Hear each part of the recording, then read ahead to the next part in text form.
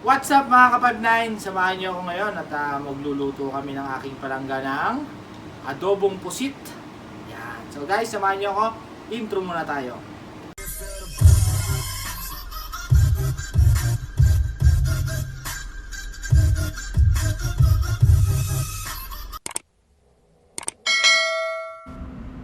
What's up mga ka-59? Simulan na natin magluto. At ito po ang ating mga basic ingredients. Meron tayong squid or pusit, onion, garlic, ginger, green pepper, cooking oil, black pepper, soy sauce or toyo, vinegar or suka, at 1 glass of drinking water. So mga 59, ito po ang mga ingredients ng ating adobong pusit. So guys, simulan na natin magluto. Let's start cooking. Painitin muna natin ng kawali bago tayo maglagay ng mantika. At pag mainit na, pwede na natin ilagay ang ating cooking oil o mantika.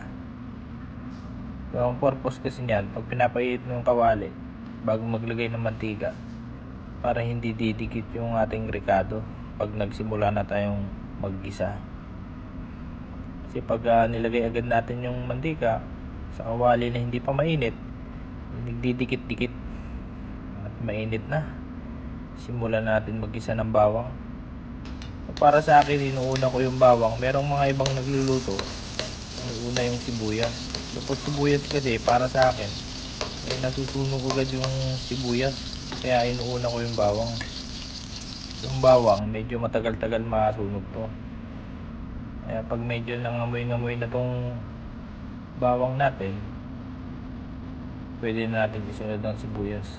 Yan, pwede na to, mabango na siya.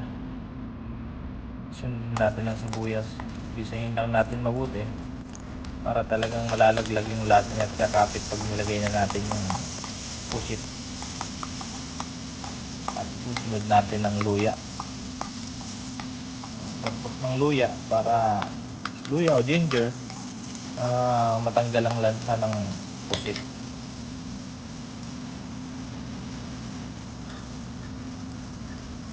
Isayin lang natin mabuti para talagang mabango at malasa. So pwede na natin ihulog ang pusit. Yan na po ang ating pusit. So in-slice lang natin yung pusit kasi malaki tong pusit na to. So hiniwa-hiwa lang na medyo maliliit, pero hindi naman yung asin maliit, yung tama lang. At maglalagay tayo ng paminta para kakapit na talaga yung anghang ng paminta at may lasa na siya.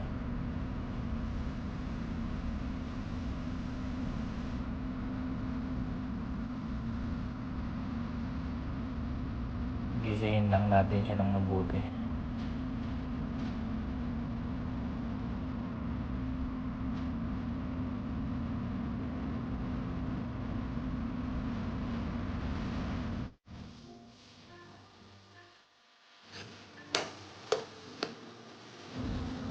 After natin magisa, maglalagay tayo ng konting suka para medyo kakapit at hindi madudurog tong pusit natin.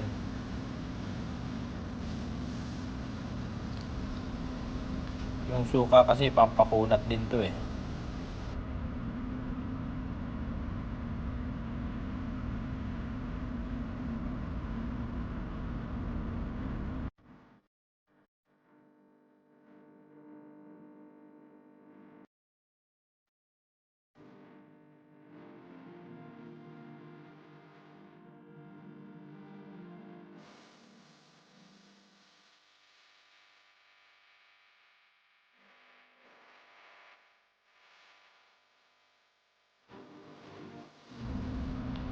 Halu-haluin natin guys para maluto at ilagay na natin ang green pepper o sili at maglalagay na tayo ng toyo sa ating adobong pusit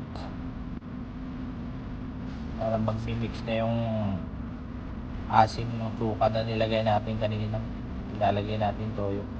So Papatutuyuin lang natin ng konti. At yung gusto natin mag-a-add tayo ng konting water para maluto talaga yung pusit, mag-a-add tayo.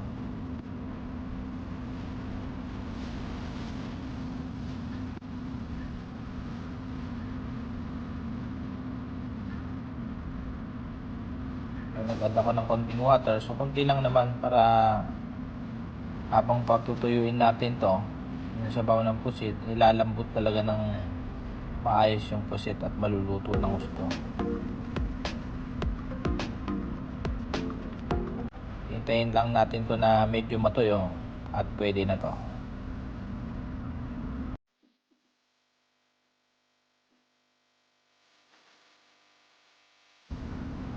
At sa ating video na to, hindi ko na ikakat ito.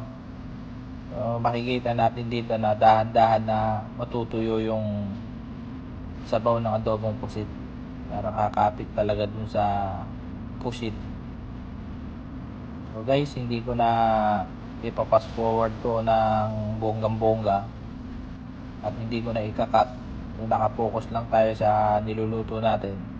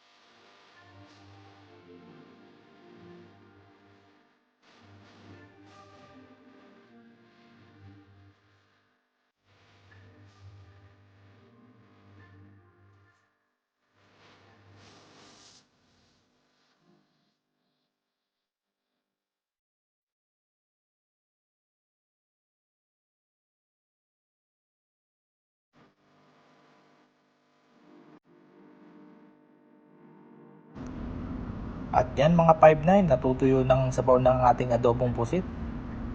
Siguradong kumapit na ang lasa nito sa pusit. So pwede na natin itong hanguin para hindi naman tuyong-tuyo.